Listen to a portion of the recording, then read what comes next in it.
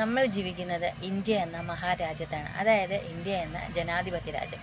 അപ്പോൾ ജനാധിപത്യ രാജ്യത്തിലെ ജനങ്ങൾ തന്നെയാണ് രാജാവ്. അപ്പോൾ ജനങ്ങളാണ് തീരുമാനിക്കുന്നത് നമ്മുടെ ഭരണാധികാരി ആരായിരിക്കണമെന്നത്. അപ്പോൾ നമ്മുടെ ജനാധിപത്യ രാജ്യത്തിലെ ജനങ്ങൾക്ക് അഭിപ്രായ സ്വാതന്ത്ര്യമുണ്ട്, അതുപോലെ തന്നെ വാക്ക് സ്വാതന്ത്ര്യമുണ്ട്, മാധ്യമ സ്വാതന്ത്ര്യം, മതസ്വാതന്ത്ര്യമുണ്ട്. അപ്പോൾ ജനാധിപത്യ രാജ്യത്തിലെ സർക്കാർ ജനങ്ങൾക്കൊപ്പമുള്ളവരായിരിക്കണം. അതുപോലെ തന്നെ ജനാധിപത്യ രാജ്യത്തിലെ ജനങ്ങൾക്ക് നിയമം എല്ലാവർക്കും ഒരുപോലെ ആയിരിക്കണം എന്നുള്ളതാണ്.